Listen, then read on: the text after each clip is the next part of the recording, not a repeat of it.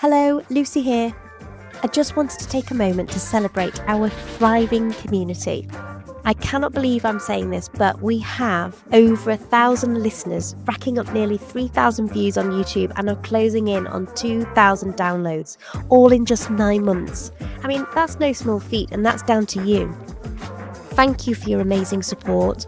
You know, it's lovely to hear about all the connections and collaborations that are blossoming among you, our listeners, and the guests.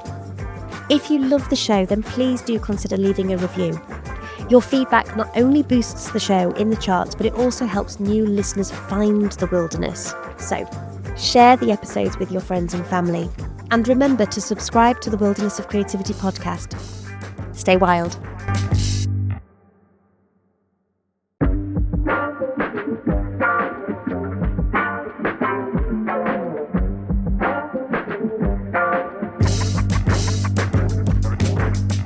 Hello and welcome to another episode of the Wilderness of Creativity, a platform for creatives and aspiring entrepreneurs to share their stories of survival.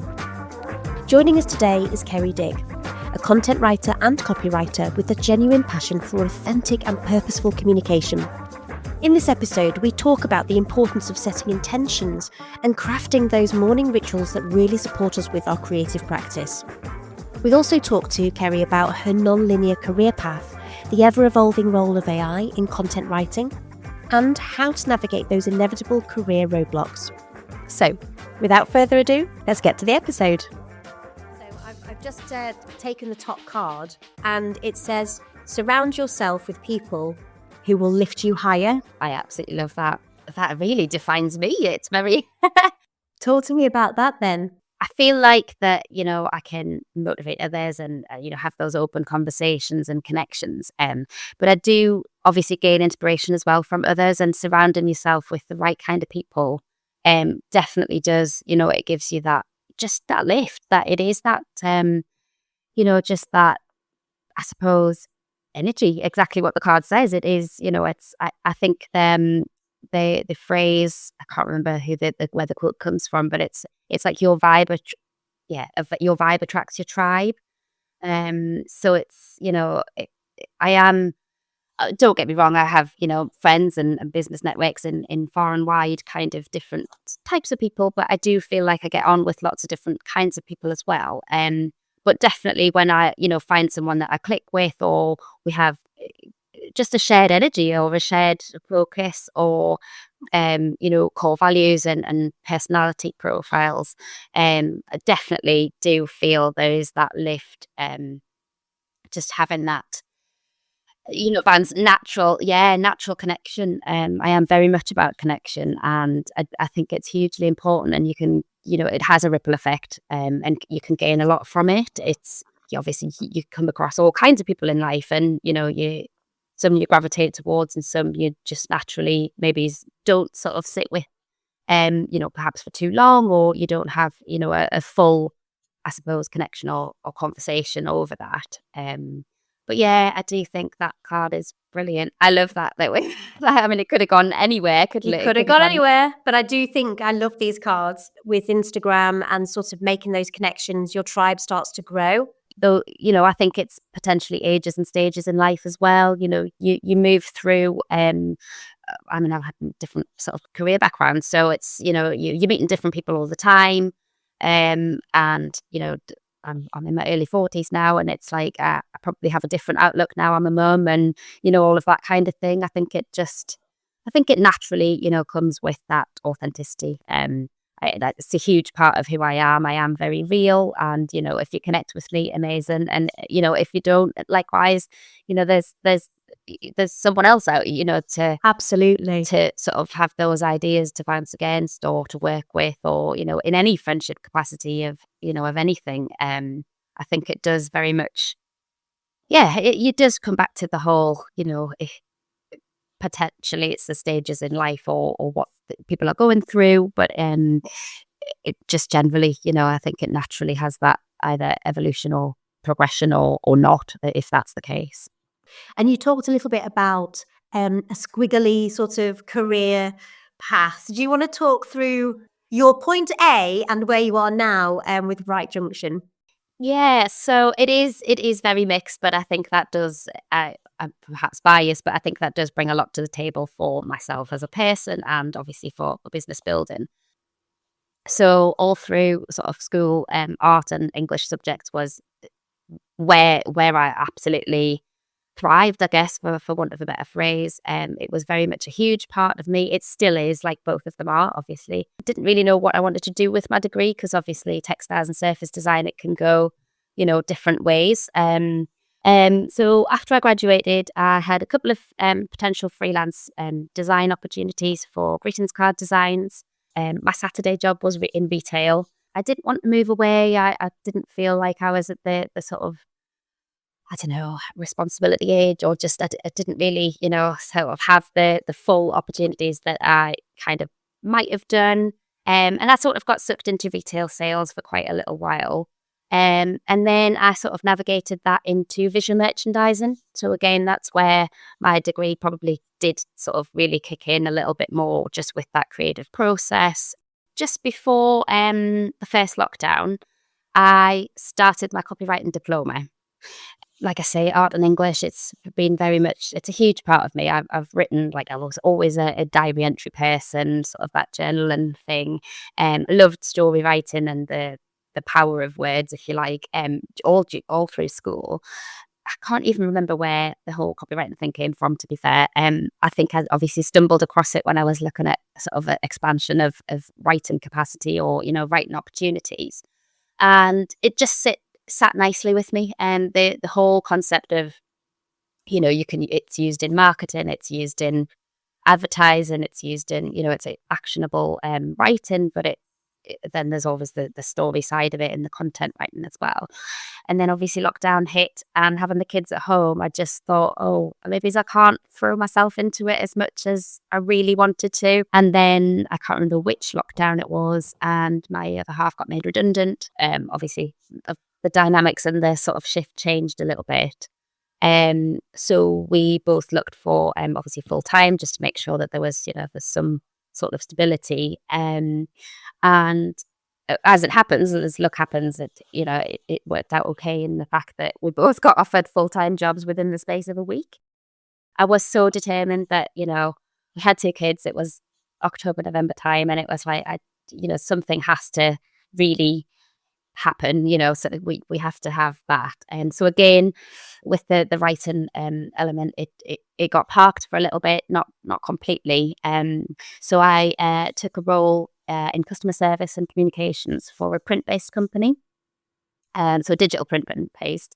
And so again, that creativity, instantly was drawn to the company, instantly was drawn to the fact that it's, I had that sort of outlook from my degree, had that, a lot of the terminology, or the, everything that it was about, just very much resonated with me. It's, it just sat nicely with me.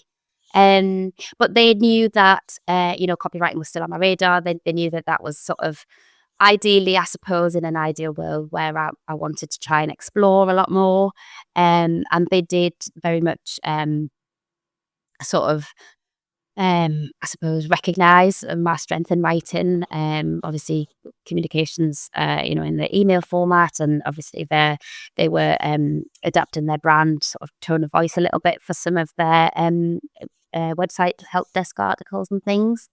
So it was just, they gave me little bits of extra that kind of I really could sink my teeth into, and feel like it was just another a part of, just exploring that avenue. So not last year, the year before, we were in a better place. My health was a little bit up and down. It just felt like something had to level out a little bit. Something had to give. So I stepped away from that role and took some time out, focused on home life. And then I said to my partner that I was like, well, copywriting and content writing, it's still, I can do it. I was like, he just said, well, like, can you do it freelance? Can you do it? Like, can you just get on with it? And I said, actually, do you know what? Yes, I can. So much of your story is about waiting for the right time. And even when you think the right time has come, something else disturbs that. Something that really strikes me about you, Kerry, is that you've not let it put you off. Like the flame has always been there. Thank you. You've nurtured it quietly and consistently, and now is your time, and you're reaping the rewards. And I think sometimes when we are nurturing a creative passion, something that we want to do, we get so hung up on it happening. It needs to happen now. It needs to happen now. But actually, there's a natural sort of energy and evolution, isn't there? Yeah, there really is. And I think that again sort of comes down to, I suppose it taps into my core values as well. So creative, purposeful and authentic it's very much about me as a person. So I do think that has to, it does as sort of form heavily in the brand and the business I'm building. So it's, like you say, it's just that timing, but then obviously just, I mean, you're never going to know what life throws in a curveball. And I also think that it almost emulates the creative flow of, if if you're starting to draw or anything, and you might think it looks like, it's going to look like something totally different to how it ends up. It's like it taps into that art process as well. Yeah, and absolutely. Definitely, I mean, even writing as well, to be fair, you can have writing prompts that think that it sounds like one area that you're going to explore and it comes into something else. And I do think that's, like I said before, it kind of brings a lot to the table, having that, having the different things that you've either gone through or happened or worked through, or, being in a situation, or all of it. I think it definitely makes for that authenticity. It informs the practice, doesn't it? And can I ask a quick question for those people who might not know? What's the difference between content and copywriting? Because they're quite different, aren't they? They are, and they normally sit alongside each other of an essence of some kind. So a lot of the time, I get asked if, like when I say I'm a copywriter, a lot of people immediately think it's the licensing and the copyright of like a logo or a brand, or that's sort of the licensing authority on it, and it isn't. It's spelled differently, but I think it's the word. Just if you hear that word probably more. But yes, so copywriting is essentially action-led writing. You're sort of writing with an actionable response from it. Often there's a sales focus or a kind of advertising, marketing sort of push to it, if you like. And then content writing is more your informative based storytelling, that kind of narrative of sort of building a relationship between the reader, or so content is sort of more information based, which obviously will create a direct response as well, but a little bit of a different element and way on it. So for example, copywriting, we've probably all had those marketing emails come through where they're saying there's a discount on and you've got it ends soon, and it's almost a little bit of a sort of force or a prompt. And I do believe that I may be slightly controversial, but I do believe it doesn't have to come with the hard sell. I think it can be very direct, and making that instant action. It's not it's not the fear factor as such, but it's just recognizing that the way you communicate in words can definitely influence how you respond to it. So obviously, yes, if you're signed up to those marketing emails where you've got a favorite brand, and if there's a discount offer or a promotion on, it's that kind of push information that's then you're going to be like, all right, okay, well, I don't want to miss out on that. And then your content writing sort of, it kind of, like I say, it does very much sit hand in hand, but there is a different parallel on it for a way of writing, if you like. So content writing can be just social media captions and information that way.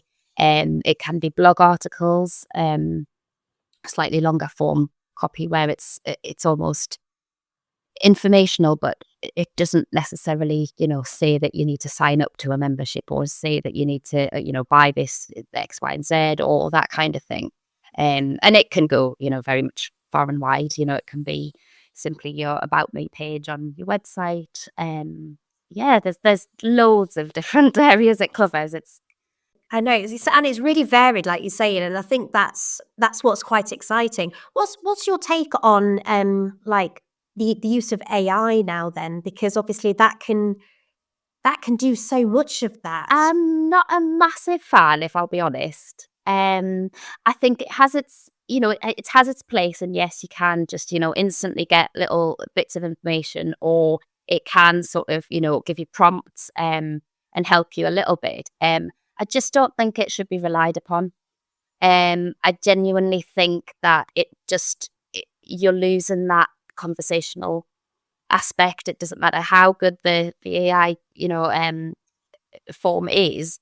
I know it's the potential way forward, and a lot of people are kind of very much jumping on the reliance of it. But I do believe that it shouldn't really be relied upon, because if you want to put that sort of trust in something external, I would much prefer you put it in trust of a person, that you can have that conversation. And I'm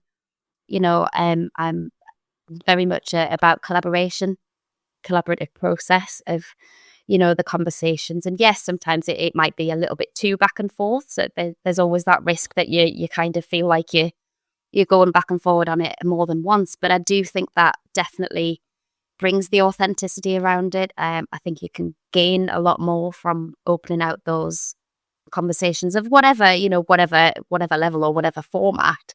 But I just think AI I think it loses that connection, really.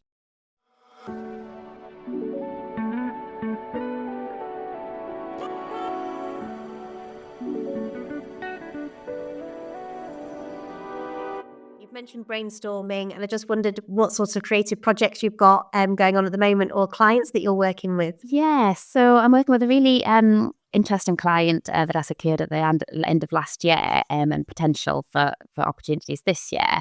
And she's a mindset coach and keynote speaker about positivity, and that's very much she sits nicely with that kind of vibe. And I was at a workshop that she did recently as well, so it was nice to see her in action as well. From what we'd had a brainstorm strategy session about just the the kind of tone that she wants to get across, because her brand has changed a little bit. So there's potential to work there. I am hoping. Well, actually, no. I'm going to reframe that and hold myself accountable. Of this year, I will have a presence on Substack, because I do think I read on it there a lot, but I feel like I need to be there as well. I know that one lady in my business network, that she was like, Kerry, you're a writer. You need to be there. Like it needs to be that. Like that's your platform. And I do, it is just a case of another thing to just navigate and unpick and work through, and see the layout and how I can, have a presence on there. I don't know if What are that you going would to be writing about? I have loads of ideas, and then I just need to kind of home them in and sort of rein them in a little bit. Like, imagine absolutely every possibility, and then you start looking at the steps that might lead to those things, and then you always find a way, don't you? Yeah, and I think that again harks back to my degree. The design degree. I think you can't. I'm on such a mood board, and kind of pulling things together, and just honestly, my other half takes the mick sometimes about how much I write down, because I'm just like, I'll write notes everywhere, and then some of it will be highlighted and post-it notes, and I'm such a stationary fiend like that. And yeah, I think it's just my process, really, of like, it's almost like well, I suppose like the term, like the brain dump, of just like putting everything out there, and then much like I did with, I suppose, the name for my business, just to have that ideation of where it could go. But yeah, so in terms of my presence on Substack, of where I'll sort of pitch it, and I don't know at the moment. I feel like I want to do it a little bit almost personally, kind of just areas of interest, because I do love all kinds of areas of interest. I love like psychology, I like the mindset, mindfulness, but then I like the creative, I suppose, art and design, and lots of different areas, really. I feel like I need to just write and write, and then write some more, and then see where it where it pulls in, and which bits is potentially going to appeal or maybe not. But yeah, so I definitely will have a Substack presence somewhere along Amazing. the line. So we'll watch the space for this then to come out. And then the only other thing perhaps to mention at the moment, just in terms of another format of the whole visual, verbal and written communications, I've just started doing an Instagram live series, hosting. So that it's new. Yeah, so a couple of Instagrams that I was on last year as a guest. So I was just, chatting. One of them was with a business coach. Actually, one of them was earlier this year as a business coach. And it was it sort of explained about your business, your way type of thing. And then last year there was a mums in business one, and there was a business, like a sales strategist. And it was, again, but just a bit varied, and just having that, different aspect, something new and something different. I am very much, I'm a chatty person.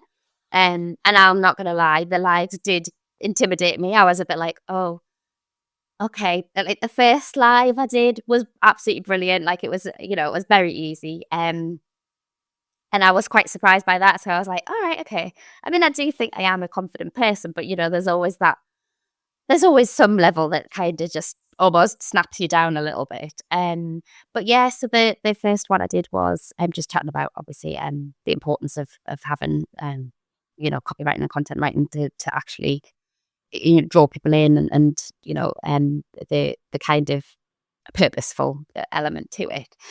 So yes, I was just inspired by sort of being on those lives, and I just thought, you know what, I can do it.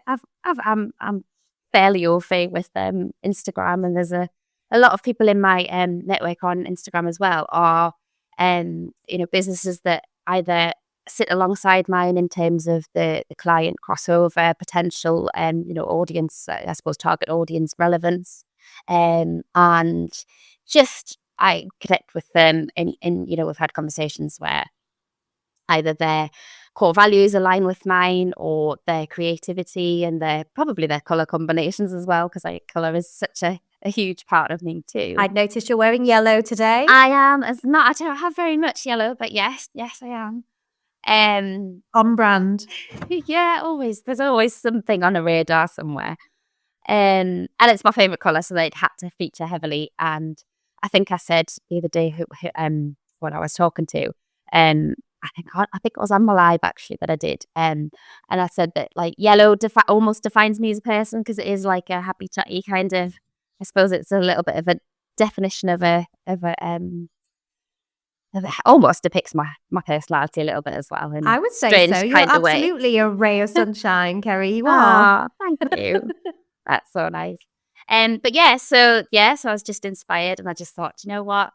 There's lots of businesses out there that really, like I say, sit alongside mine quite nicely, in terms of their whole brand values, and they're just, there's so I've got like brand strategists, I've got marketing people, I've got a couple of like color analysis in terms of like styling and things as well. So it's nice to tap into different areas and I've called it the roundabout edit because yes, it sits within my brand. Like it had to, like, there's, like I say, the car analogies and sort of, I suppose, directions and routes and roads and maps and things. And I just called it the roundabout edit because, we can go around a few areas and take off in conversation of different routes and different ways to have those conversations and connections. And it's so funny because one of my questions was, what creative roadblocks have you encountered in your writing journey? Having that awareness that not everything's going to flow as straightforward as, as you might think. Like I said before, I am very much a brainstorming and collaborative person with my clients. But obviously there's been one client that I've worked with, and she was a bit like, well, I don't know, like what, it's kind of drawn things out of them to then have, something that I can kind of work with or go forwards with. What would you do if you just couldn't find the words? I am very much a pen and paper person, so I will often write a lot down before I actually type it up and sort of formulate it. But yeah, I would probably I suppose not be hindered by editing as you go either. Like, I think it's very much that's almost self-limiting in terms of the flow of capacity to write. So even just writing things that you don't think's relevant. But going back to what you said about, if you just literally can't, I would very much say just take yourself away from the the pressure of it, I guess. Sort of distract yourself and, go to the places or look at the things or read the things that you actually are inspired by. And it might just, I don't know, I suppose re-energize you or shift you into a different focus on it. To be fair, a lot of my ideas come from my dog walks. Yeah, I was going to say, It's getting just, outside yeah, to nature and different environment. have a conversation where you almost, even if you have it with yourself, like I will often voice note myself on a dog walk. I probably look ridiculous, just, like chatting away to my phone. But just to it's almost to have that release and then listen to it back. So it's kind of, you might hear, I think there was one piece of writing that I was working on, and it was almost like I was just offloading like loads of ramble, basically. And hearing it back is very different to just being stuck in front of a pen and paper. I think having that awareness is definitely, and almost like I say, like not trying to edit what you've done, but as you're as you're going creating. along, because I think it definitely, or in my opinion or my experience, definitely stops the flow of where to.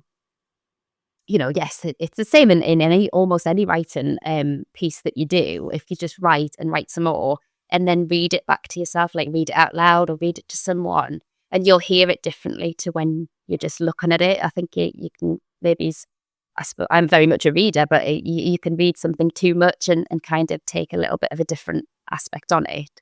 And I suppose another thing I would possibly mention is almost think like the reader as well, instead of think, well, that doesn't sound good to me, but actually, is it resonating with your actual audience, where it's going to be, whatever format it is, where is it going to be sitting, or where is it going to end up, or, where's it going to have that reach? It's almost like tapping into them rather than you. It's kind of a bit of a reverse psychology, I guess, of, well, actually, would they hear it the same way as how, it's very much stuck in the moment of writing. Because writing can be very cathartic, and it can, it can definitely take different, I suppose, avenues. Whether you have the strong skill set, or whether you just need to get something sort of out there. I'm a huge, again, believer in having some purposeful content, and it definitely has to sit somewhere for a reason and have that bit of thought process behind it. That feedback is so important, isn't it? When you're putting content definitely. out, getting the feedback from your followers, from your readers, that's really important. So what's the plan moving forward? You've mentioned Substack, which is really exciting. Is there anything else that you're hoping to kind of focus on this year? I've had the chance last year to collaborate with people who have needed the blog articles on their website. So, well, there you go. I mean, if you're listening and you need somebody to work on some blogs, or you're looking for a content writer, then you can find Kerry at Right Junction. You're on Instagram. Are you on Facebook as well? I am, yes. I do have a Facebook page. I think Instagram is my preference, just because of It's really creative, isn't it? The look of it and everything. I feel like Facebook is a little bit outdated now. I mean, that's my opinion. No, I'm kind of with you on there, to be fair. And I've had a lot more connections on Instagram. And LinkedIn, I do need to be very much more present on. I think I need to consistently have my plan on there. I think that's changing as well, but it is changing, but it's so hard to stay on top of all of these different platforms. I don't know, it's a minefield, especially when you've got other things that are going on. You find that you're cross-posting, but then the audiences are very different, yes, I feel. Yeah, definitely. We can't get too hung up on social media. I know that, and I think because I've gone into this and I don't have a website straight away, so that is another thing that'll come. Okay. hopefully again this year as well, I'd like to think. Yeah. Just because, I don't rest on the fact of social platforms and things, but I think in one of the lives that I spoke on last year, I'd mentioned that I don't let, you work with what you've got, and you kind of, take that on board of what you have, and where your limitations are, or where you Yeah. can go with it. Again, it just comes down to the whole, I just put my foot on the pedal and just go and see where it goes. Absolutely. Well, that's the thing about being a creative. You haven't been here before, but you're up for it. Yeah, definitely. And I think it almost comes back to, obviously it's a very long time ago since I graduated, but I know that there was like, I suppose talks at the time of like, oh, they like the creative industry, it's really difficult to get into, and there's such a kind of a presence and very much an expectation, and all of that kind of thing.